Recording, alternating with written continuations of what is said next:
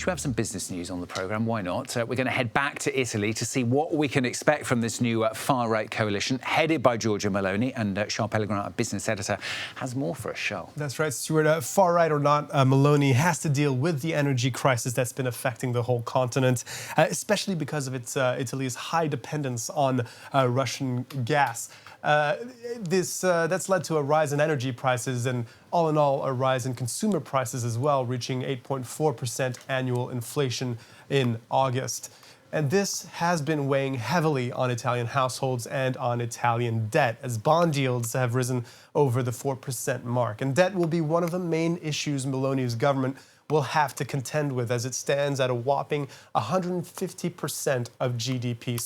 So far, Meloni's economic platform is one that involves a cut in sales taxes and targeted handouts. But the real question will be what kind of relationship she'll have with the European Union. She used to be opposed to the euro, but that's no longer the case. Her goal is to reform Brussels from the inside so as to have less of an impact on domestic policy. Take a listen. They say that in Europe they're a bit worried about Meloni and what will happen. Well, what will happen? The fun will be over. What will happen is that Italy will be able to defend its national interests. Well, a showdown with Brussels will be particularly interesting, as Italy was actually one of the major beneficiaries of the EU's 750 billion euro post-COVID recovery fund, with just over 191 billion euro earmarked for the Italian economy. And this came with strings attached, with a commitment for certain reforms of the Italian economy, including to move that economy towards further digitization, to make that economy greener and more sustainable, and to invest in infrastructure modernization, specifically on the road and rail networks of the country. And finally, to reform aspects of political governance, especially the judiciary and public administration. Meloni has vowed to renegotiate the terms of this recovery fund and will be pressured to do so by her coalition partners, especially Matteo Salvini. Moving on elsewhere, a look at the currency markets now, where the pound has hit new lows against the dollar. £1 now worth just above $1.05, but it did go down to $1.04 in earlier trading. This on the back of Liz Truss's finance minister, Kwasi Kwarteng, unveiling a new mini-budget on Friday that promises tax cuts and an increase in borrowing to fund a $45 billion support package. As well as because of the relative strength of the US dollar, obviously. This will add to the UK's challenges, as it will make it more costly to pay for energy imports that are priced in dollars.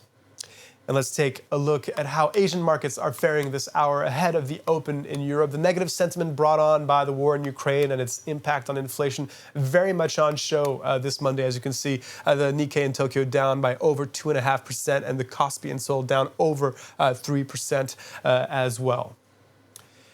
And as Europe faces an energy crisis, many of its economies are turning to the Middle East to secure alternatives to Russian supplies of energy. Germany's Chancellor Olaf Scholz wrapped up a visit to the region over the weekend, signing an energy cooperation deal with the United Arab Emirates. And France's TotalEnergies has signed a major new investment in Qatar that will see the company inject €1.5 billion into the Gulf state's latest natural gas production expansion project. Yuka Roye has the details. The North Field. The tiny Gulf state is already the world's largest exporter of liquefied natural gas. The massive North Field South expansion project aims to add 60 million tonnes per year to Qatar's LNG production and calls for massive foreign investment. The latest deal with France's TotalEnergies to the tune of $1.5 billion. TotalEnergies will have an effective net participation interest of 9.375% in the NFS project, out of a total of 25% available for international partner participation, while Qatar Energy will retain 75% interest.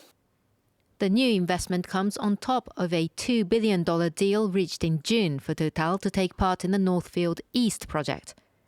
As European nations scramble to find alternatives to Russian oil and gas, Total's boss said countries need to be prepared to strike longer-term deals and pay big sums to ensure energy security. If Europe wants some security of supply, it has a cost. Now, if you want some volume to be delivered, security of supply has a price. If you want a cheap price for a short duration, the answer obviously is no. LNG from North Field is expected to start coming online in 2026. The offshore area is home to an estimated 10% of the world's known natural gas reserves. Well, back to you, Stuart. Clearly, European countries are still looking at fossil fuels in the short term. Not surprisingly. Yeah, thanks very much, Charles Pellegrin there with Business on France 24.